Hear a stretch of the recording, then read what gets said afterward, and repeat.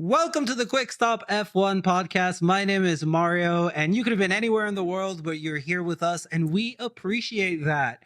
Joining me today is my co-host, but much better host, is the one, the only, the uniquely incredible, I pulled out of nowhere, Glacier Tasha. Hi, Mario. Yeah, I just get Mario. That's what I get. Right. Producer Mario. What's up? No, producer Mario is co-host Mario. I am now a Quick Stop F1 doer of things. Right. Yes, that guy. We are going to make a list for you for next week because I feel like every time I come on here, my title changes. You're so dynamic. You're so dynamic. Thanks. You know. I try to be. Never let them know your next move on the internet. Like that's how I feel. Nice. The only cool line like that I know is Lil Wayne saying, "We move in silence like lasagna." Yeah. That bar changed my life. Hey, but it's the truth. You know? Exactly. So Tasha. yes. Because I know that you're. Oh wait. The last of me, so Nisha doesn't fire me. If you're listening on Apple Podcasts or Spotify, make sure to drop 5 stars. Make sure to like and review, download. If you already watched it, download it anyways. If you know someone in your family or in your friends that literally just has the app, just tell them to download it. We'll appreciate it. We see you. If you're on YouTube, make sure to like and subscribe to Quick Stop F1 for content like this. And if you want ad-free content, exclusive access to merch, and just a really cool community, you can find us on Patreon for Quick Stop F1. And with that out of the way, we are here to break down qualifying and really the weekend in general that we've seen so far for the British GP or Silverstone. This is the home race for a few of the drivers, so that's really cool to see. But we wanted to start with really in general some stuff about qualifying that we found interesting. And the first thing that I wanted to bring up was I wanted to present all the upgrades that every team had, but it turned out to be too long. So one of the things that I wanted to mention was the only team to not bring upgrades for this weekend are Ferrari. And I think that I know that you feel a type of way about Mercedes upgrades. So, Tasha, give me your thoughts. What were you expecting? How do you feel about Mercedes performance in general after these upgrades? Right. So I think like we talked about before the show, I'm in a really bad mood after quali. I feel like once again, Toto ran his mouth, told everybody a bunch of lies, built up this upgrade package that just turned out to be a front wing and just like really was selling it. Like you would have thought that we were going to have a whole new car for Silverstone, like, you know, and we would be in the mix. And I mean, we just are not. So it's just kind of like that whole definite overpromise, you know, under deliver type of thing. Yeah. He definitely did that. I feel like if he would have just been like, yeah, we expect to do pretty well in Silverstone, I don't think it would sound as sexy or as exciting than saying, you know, I think we could win Silverstone. But I feel like, at least for fans like me who were kind of, you know, paying attention to his comments leading up to Silverstone, especially about the upgrades, like we wouldn't be feeling like so disappointed because I don't feel like the car really made a step forward, at least in the, you know, single lap pace department. Yeah. You know, as always, I'm sure we can expect for Mercedes to have decent race pace, but looking at all of the teams who brought upgrades, it looks like we're going to be fighting for our lives. So it probably won't be as easy of a Sunday as we were maybe like hoping for. But yeah, that was so, I kind of have a bone to pick with Toto because I just feel like, you know, you didn't have to do that. How would you rate Toto's performance? Maybe isn't the perfect word, but how would you rate how he's handled Mercedes not being the dominant force that it was for 7-8 years? I don't know. I don't think he's really handling it as well as you would hope that he, you know, for somebody in that position for that long, you would hope that he would be better, at least at managing expectations for everybody. I think a lot of the fans, we are very much in the the mind frame of like, we just have to be patient and see and like wait. And so it's like, it is just very strange to me. Some of his comments just come across very like, not well measured. Like, all I can think is maybe like there was a bigger package intended for Silverstone and maybe like there were some delays or, you know, something happened, but it's like, you're the team principal. If you say that this is possible, if you say that we're doing better and like suddenly none of those things come to fruition, like that's on you. You know, you're the captain of the ship. So I just feel like, I don't really know how to rate his performance. Sometimes I feel like he does well. Sometimes I don't mind that he's not as like out there as like, you know, say Christian Horner. But like there is just times where I'm like, I just wish he would fight like a little bit harder, you know, like time's of the essence here. You know, we're really trying to see Lewis win his 8th. We're trying to see him win more races in general. So it's like, are we a joke to you? Like, is this a game to you? Like, what is going on? So Quali has me kind of fucked up. I'm not going to lie. It's interesting that I think Lewis and George are pretty reserved about their comments of like your expectations. What do you think this upgrade's going to do? I haven't heard like George, obviously PR63, but George is very good at managing expectations. Like if anybody talks hyperbolically about his car, he's like, no, but we don't know. Or I don't think it's going to be that good. I think Lewis is very honest about the car as well. Like, and he mentions like he doesn't feel 100% with it. Yeah. So so to me, it's odd that if your drivers are saying that, just follow their lead. Yeah. Because then, super conspiracy theory. You know what Toto says. What Toto says is probably directly correlated to like their stock. So like if like their stock price. So like if Toto says we're in a bad place, maybe stock goes up because he's like he's like invested in that stuff. I think. Yeah. I'm not sure, but but that's like me out of nowhere. Like, but I could see that after Mercedes fans followed Toto's lead through the promised land and those beautiful years. I think in general, my opinion is like in general, from what I've seen, is Mercedes fans aren't really pleased with how he's handled himself and like stuff that he says and like stuff that he does now that it's a little bit more difficult to be the Mercedes team principal. I think people are looking for, you know, this is a sport of narratives, right? Like you have to tell stories. And it's like, if you can't win on track, you need to win at least in the court of public opinion. And I just don't feel like Toto is really selling it. You know what I mean? Like you're asking a lot of your fans already to be patient. Granted, you know, things change slowly in the sport. It's not like we're going to see an overnight change in the car, especially with the cost cap. But then when you see we're getting jumped by McLaren, we're getting jumped by Aston in a single season, I mean, within even a span of just a few months. Yeah. What hurts about McLaren is where do they get the engine? Right. I mean, these are our customer teams that are like outperforming us. I mean, even the Williams. You know what I'm saying? Like over a lap pace. So it's like, there are some questions that need to be raised, but it's also just like, I don't know, like it has to be a really hard job to manage those expectations for everybody. You don't want to disappoint people. You don't want to project this, you know, this loser kind of, you know, mentality or whatever. I understand that. And you try to spin it, but it's like, specifically with this situation, I just feel like you were going on a whirlwind tour, like, oh, we have huge upgrades. It's going to be significant. It's going to do this, you know, like, and then you were in practice. And again, you know, practice isn't everything, but it gives you some indications, of, you know, what's going on or what to expect. And so it's just sort of like, oh Lord, like, you know, I don't know. So anyway. No, but I'm sure I agree with you. And I'm sure a lot of people agree with you. Cause like, oh, we're pissed. Yeah. The girls are not happy on Twitter. There you go.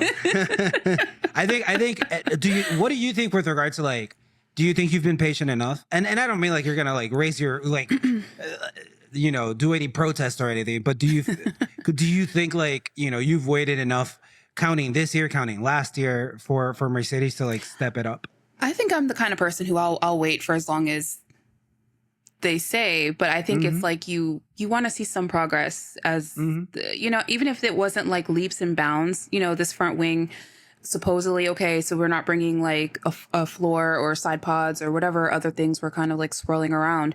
Like this front wing is supposed to be, really beneficial to the car. Like that's a huge component of the car. But then you see like other teams bring the shit that we need, and it's like, okay, you see the effect of, updating your bodywork, of bringing, different wings and all, just like all these different upgrade packages. And it's like, we just brought a wing. I'm like, holy shit, like we brought a knife to a gunfight type of thing. And that's how, like, that's how it feels right now. It's like a huge arms race and we are just not in it. It's not, and the incremental changes are, it's just like, it's wearing thin. Like, I'm a patient person, but it's like, again, managing expectations is important for that. When you ask people to wait, don't be selling them the sun, the star, the moon, you know what I mean? And don't deliver that. So I'd rather you under promise all the way and we just get surprised and delighted every weekend than you be like, oh yeah, we're going to win here. And like all this shit. And like, that's not, and again, of course, tomorrow is a whole different story. It might actually end up being the case. But yeah, quali is just, it's just difficult because it's like, you really don't want to be, out of position at a start of a race and having to like claw through the field as much as we have to do. Like that's time that we could be, behind the Red Bull. Yeah. So that's what makes it like frustrating. Seeing other teams jump you. Yeah. Like that McLaren was undrivable at the beginning of the season. They put a little aluminum foil on it and look at that shit now. Look at her duct tape. Some fucking, we good over here. We're good over here. What do you mean? Put a little aluminum on our car? Like what? What do you mean? We chrome plated this and chromed out. We're done. We're done. What I will say is I love Google Chrome, I guess. Yeah. So like, the good guys won today, sort of. Speaking of McLaren, yes. I needed to do this because during the post qualifying interview, Lando had a great line, and Lando and Max are best friends, so this isn't gonna fight. This isn't a fight or anything, right? But I love Lando's humor sometimes, and he literally says Max Verstappen ruins everything. So I thought I will put together a quick little list of things that Max Verstappen ruins. Tasha, number 1. And I think this is the easiest one. Lando's provisional pole. Yeah. Did you hear those fans? Snatch that shit. Yeah. Those fans had those fans would pay so much money to live in the world where Max Verstappen did not finish that lap. Yeah. Like to live in that world. I was excited. No. I'm not gonna lie. Yeah. Absolutely. I was like, absolutely. Oh, we might get somebody else. That's why I dug up this jacket from storage. Where also Checo left his skills. Mm. Yeah. I saw Checo's skills there, but I just needed the jacket. So right. Yeah. Another thing that Max Verstappen ruins, and this was during qualifying, pit walls. Damn. Man just said like, what if we go really fast, but like immediately? Would that be okay? So he drove his car or his front wing into a pit wall. Then he just said, I understeered, and it just didn't grip. I don't know anything about Formula One cars, but I don't know. I feel like you went too fast where you didn't have to. Maybe that foot was a little heavy. Those gold shoes, maybe the gold shoes were too heavy, Another thing that I'm going to take that back. Another thing that Max Verstappen ruins is Lewis Hamilton run in 2022 Silverstone, because who can forget? Who was on top of who? I don't remember. Shout out Halos though. Seriously though, Halos are great. And finally, last thing that Max Verstappen ruins in Silverstone is interviews with media. Tasha, why is it that Max isn't showing up in media interviews this race weekend? I heard he was afraid of being booed. I need to check my sources, but yeah. Apparently he's not able to close his ears the way that he was. Close his ears? Yeah. Well, I heard that's the best way to avoid, letting the booze get to you. So from close who? your ears. Yeah. Who did you hear that from? From Maximilian himself. Actually. Whoa! Yeah. Oh, okay. So Max recommends you close your ears, but then I guess he cannot close his ears, huh? Okay. Mm-mm. Yeah. Booze are tough. I'm gonna keep rolling. I'm gonna keep rolling through these because You have more? no. Now we're gonna crap on Checo. Oh shit. Tasha, I want your opinion on. I got two stats. I'm gonna throw two stats first, and then another one, and I just want to hear your reaction to these stats. You know, just hear what you think. I'm gonna start with two, and then let you give your opinion. We're gonna talk about the first 5 races of this 2023 season. The average qualifying position for Max Verstappen is 5.6. For Checo, 5.4. Then we talked about this before the show. That's when Checo flew too close to the sun. And then on the next 5 races, Max's average qualifying position is, who would have guessed, 1. Checo's average qualifying position is 14.8. That's wild. That is wild. You're on a Red Bull car. I don't care about, like, if you are a Formula One driver and you are in a Red Bull car, that's it. That's it. I'm not asking you to be Max, but do something. 5 Q3s. 5 Q3s. 5 Q3s. My guy is allergic to Q3s. My guy is like, Marco's gonna fire me if I get past Q. Like, I don't. Tasha, what's going on? What's going on? I don't know. I really am. Like, I don't know. Like, what are you even supposed to say anymore? Because it doesn't make any sense. Like, it's not even like. I don't like. I'm just at a loss for words. It's just Checo. Okay. Let me give you a much easier. Let me give you a much easier stat. Super easy to talk about. Yeah. Okay. Super easy, and not as dark as the other one. Totally. No, this one's great. So, Hulkenberg, Norris, Ocon, and Piastri, now have a 6-4 record against Checo in qualifying. That's crazy. What else can you say other than that's crazy? There's nothing else you can say. There's nothing else. What the fuck? That's not. You should not be. Yeah. How do you fall off that way? Historically, he's like, wait, Max is beating so many records. Lewis has way too many records. What if I start getting records, but then he's doing the bad records? Yeah, it just doesn't make any sense. Yeah, there's nothing else to say. Sergio, you need to get it together. Por favor. He can't even be Checo right now because I'm too mad to use his nickname. Sergio. Get it together. Por favor. Sergio. Bitch, get it together. Like, this is crazy. Like, I want to shake him so bad. Like, seriously. Collect yourself. You're scaring everyone. I don't get it. Tasha, anything else you want to add in general before we go into Q1, Q2, Q3? No, I mean, let's get into quali. I think it's... But before we do that, let's go to an ad. That segue was good. Now she's gonna like that segue. Yeah. And we're back. So, like Tasha said, like we typically do on these things, we're gonna talk a little bit about Q1, Q2, and Q3. You know, we took a lot of notes. Tasha and I are note takers, and I really dig that.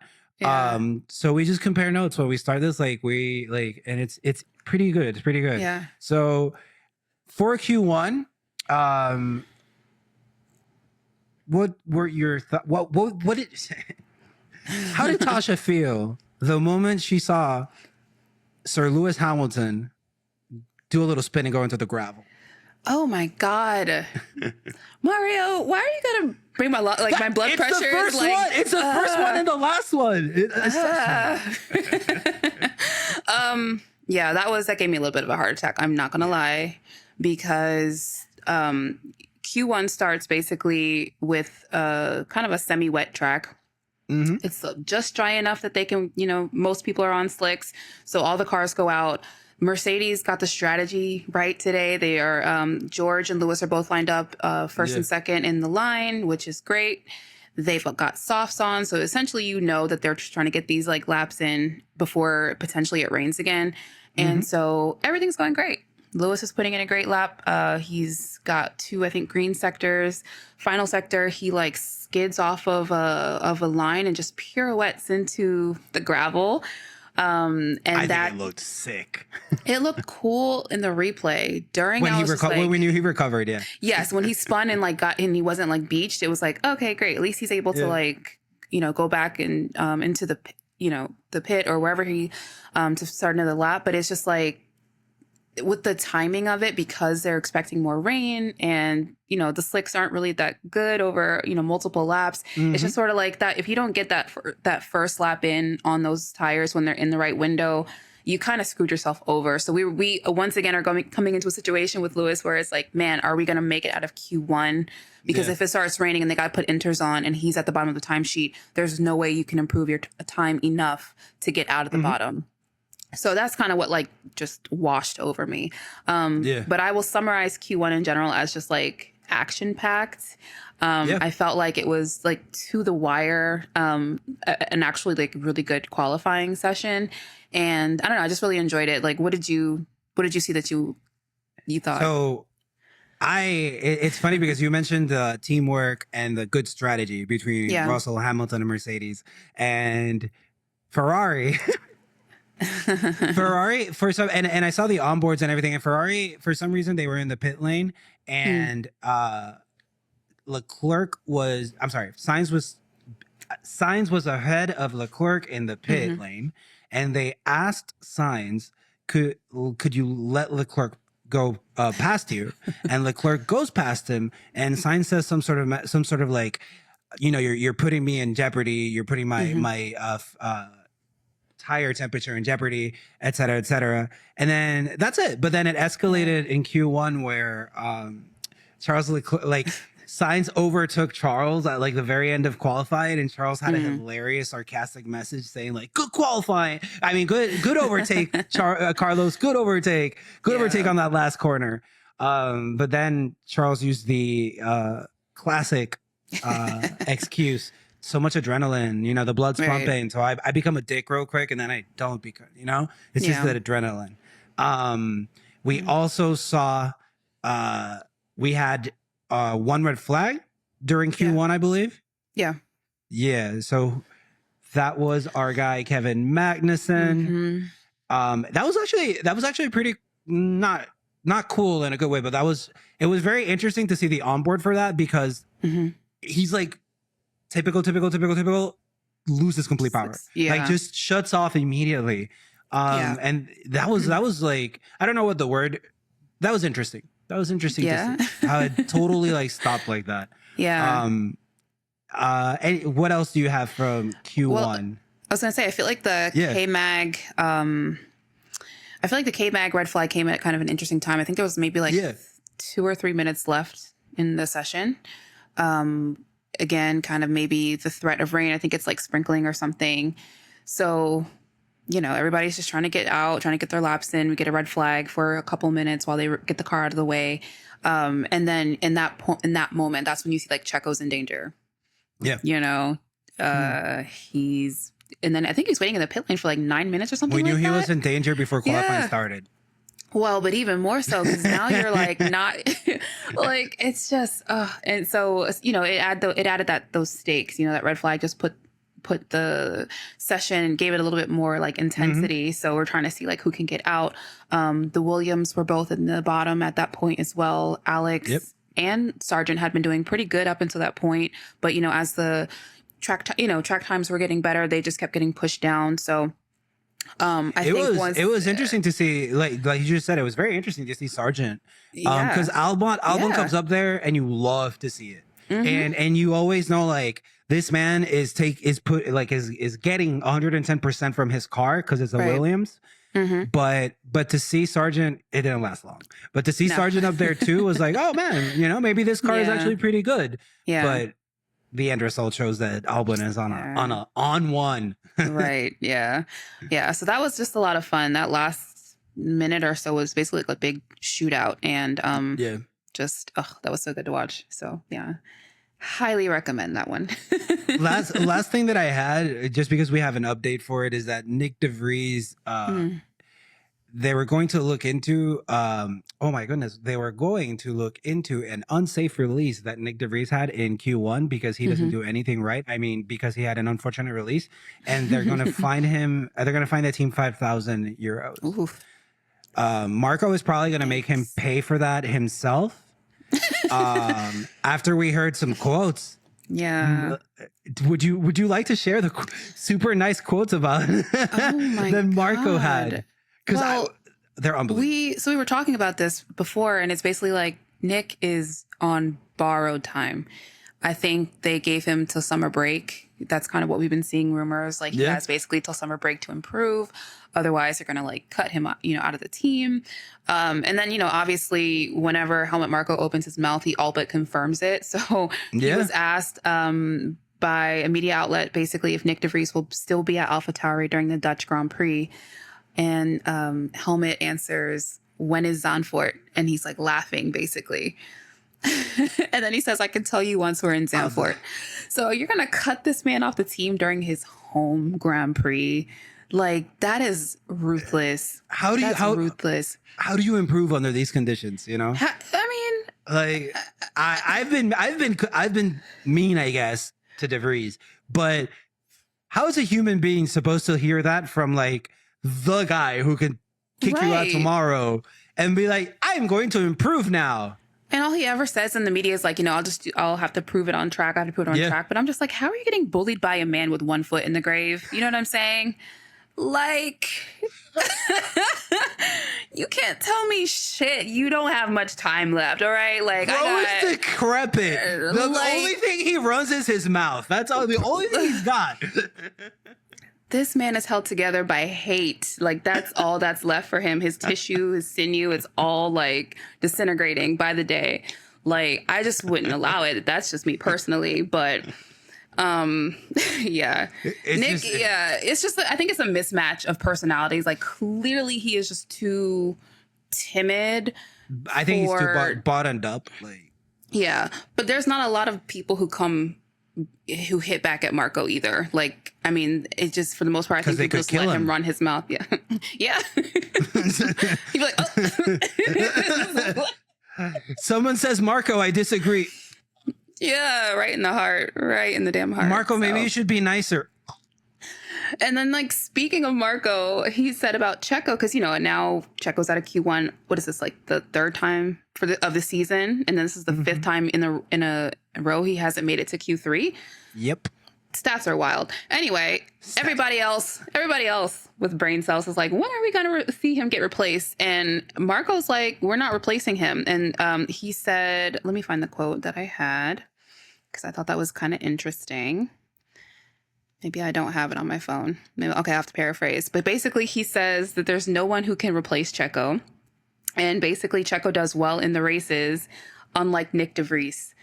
And I'm just like, why is Nick catching a stray right now? We're talking about... I was going to say that there's levels to catching strays. There's levels to catching strays. Like there's catching a little stray. There's catching a medium stray. Right. But then there's, I walked into a fucking nuclear bomb. What is this?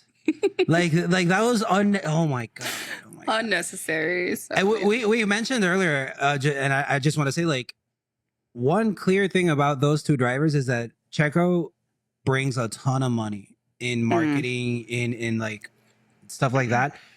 I don't know, but I would assume that Nick doesn't bring anything near that.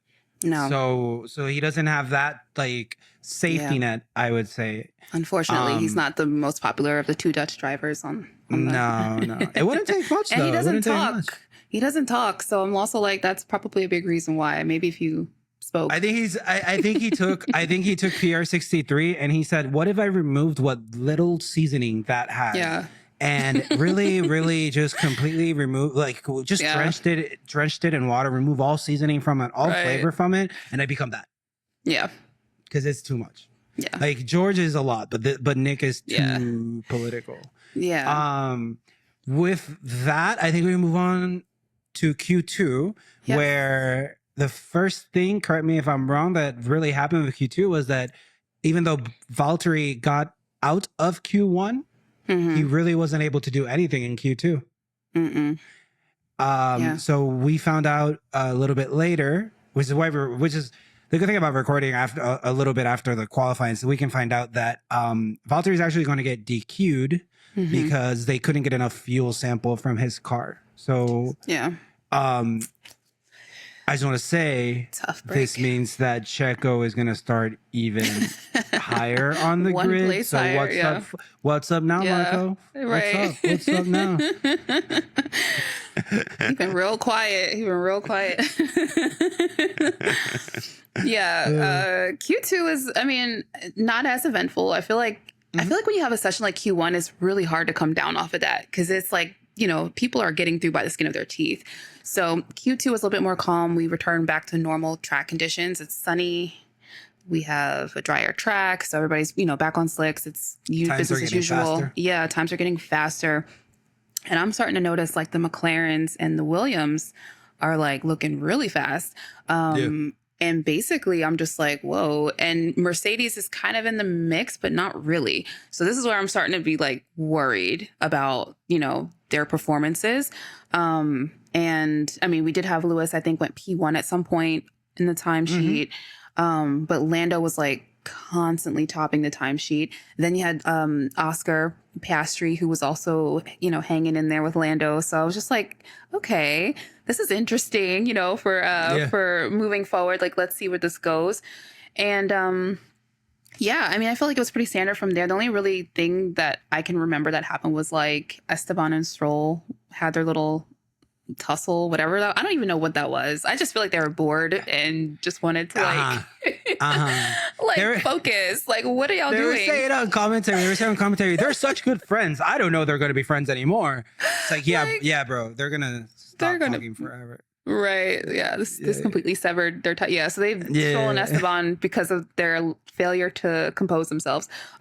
Both failed to advance from this session, but I was just like, it's like when two people were like slap fighting each other. Like that's what it looked like. Like, what are we doing here? That's hilarious. Like, that's what? Hilarious. Like, get it together.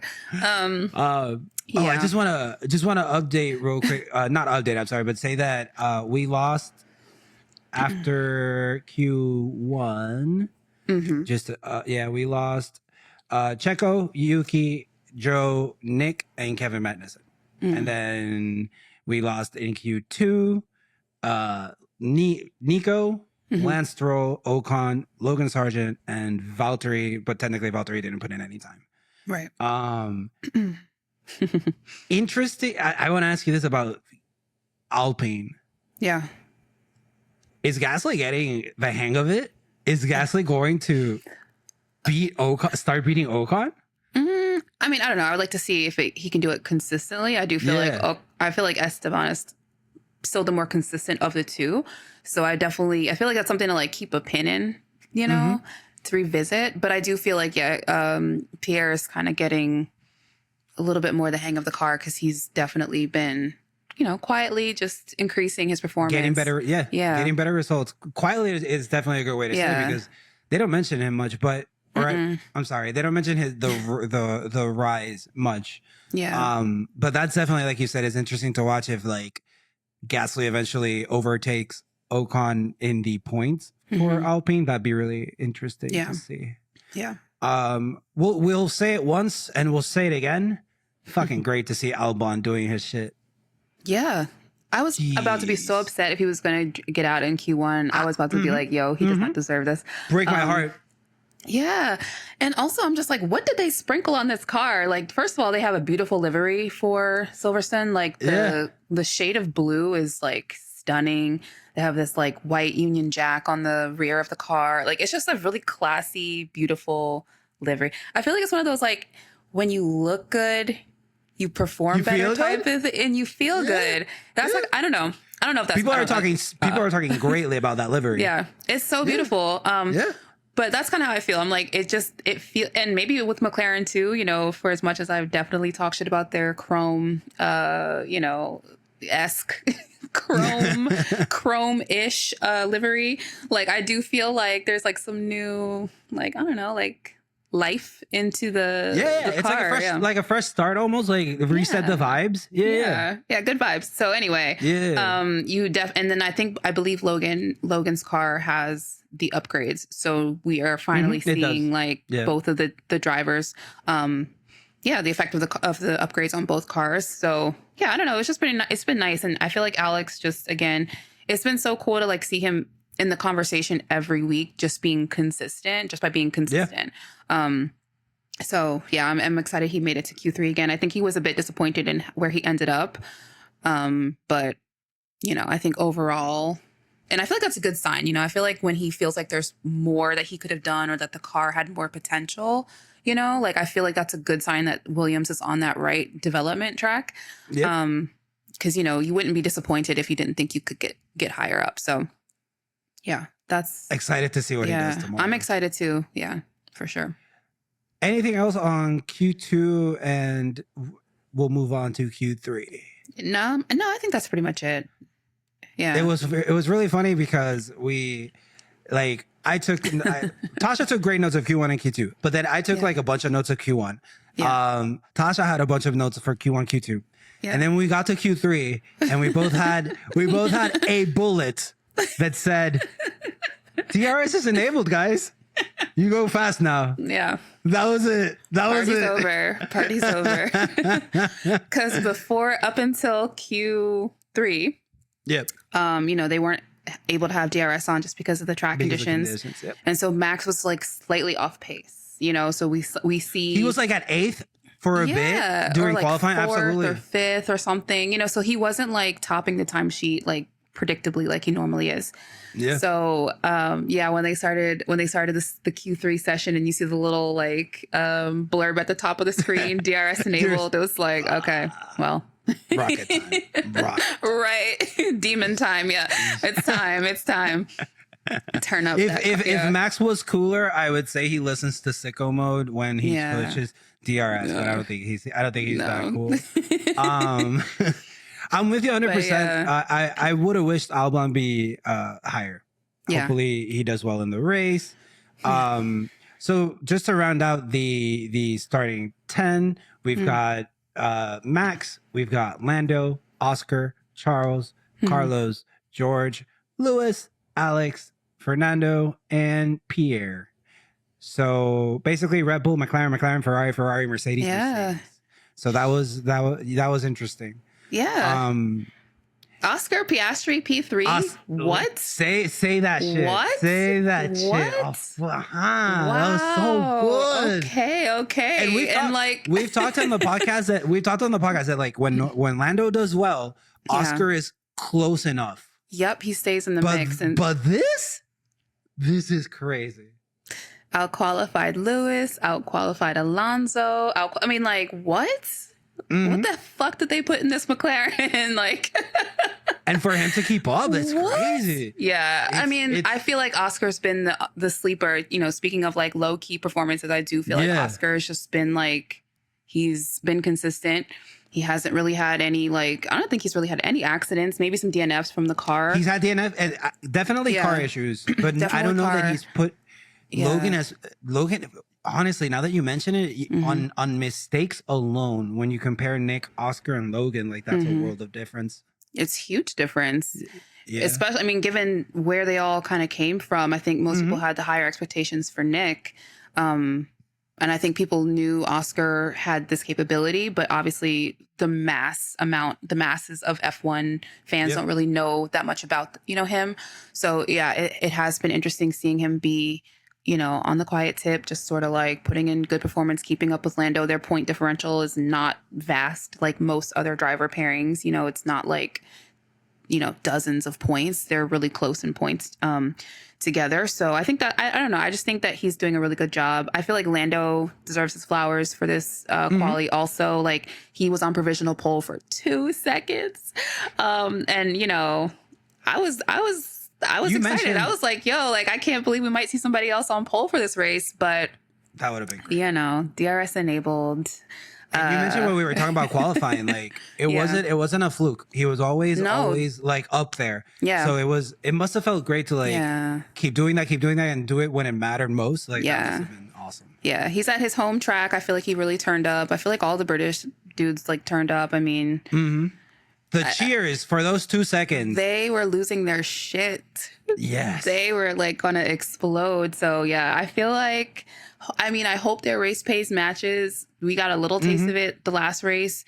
I felt like before I was like, oh, you know, I'm not really too worried about the McLarens. You know, usually if they qualify higher, they fall down in the race.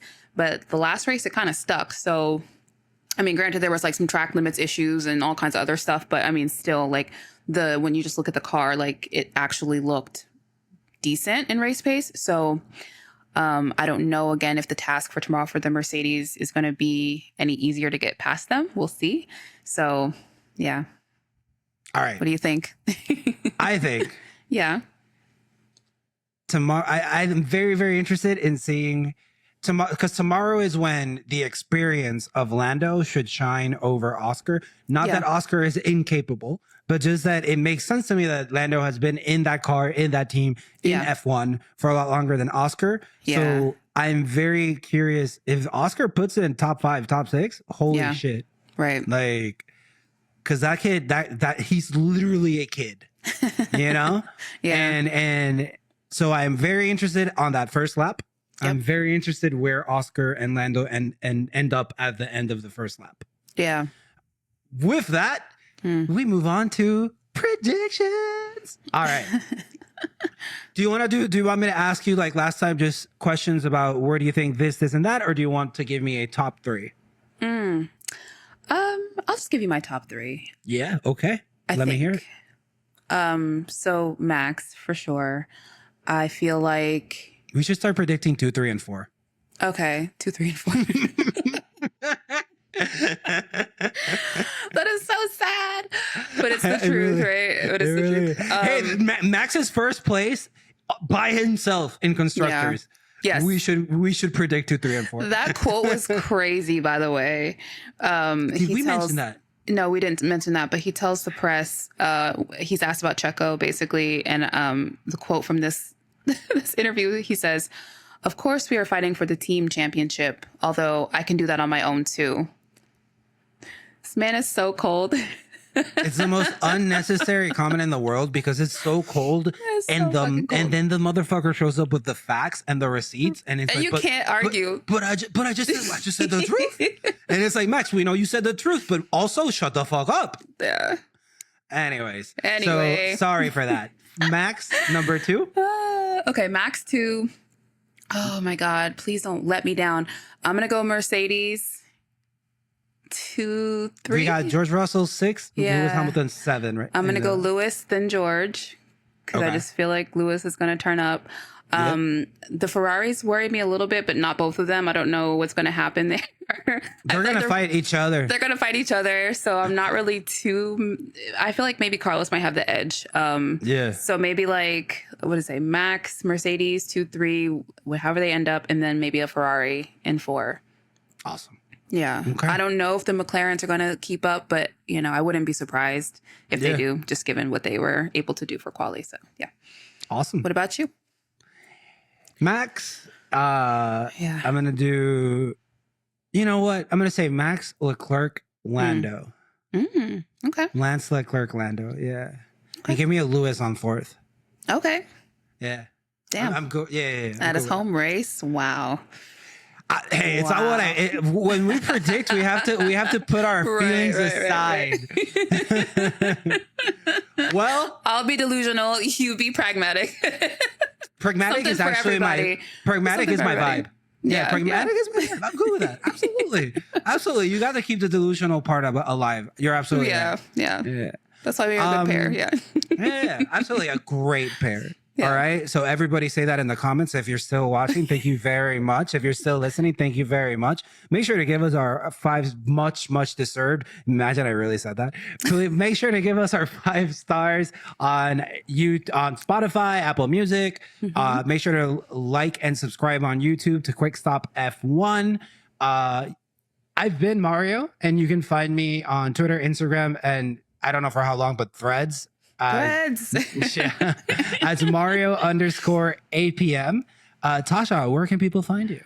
You guys can find me on Twitter and Threads at Tasha, and I'll have to add you, Mario. I know how you get when I don't add you on platforms. It's not how I get it. It's what we host a podcast together. What will the people say? They'll be like, "Oh my God, Tasha's not following. What happened?" Yeah, I'm gonna follow you. I'm gonna go follow you right now. I'll do it too. Although I've probably followed you for 6 days, and you're like, yeah, I'll get to it. All right. Thank you very much to everybody. We love to see it. Love to do this. Tasha, please take us away. Thank you guys so much again for listening. And please remember, no matter what happens, keep it on the black stuff. Bye. Look, mate, if you've got this far, clearly you like what we do. So here's a link to subscribe to the Quick Stop F1 family. Give that a click. And here's another link to some more cool on our channel. Sorry, cool stuff. And remember, no matter what happens, keep it on the black stuff. Click the stuff. Click the links. Click the links. Click the links. There. They're there.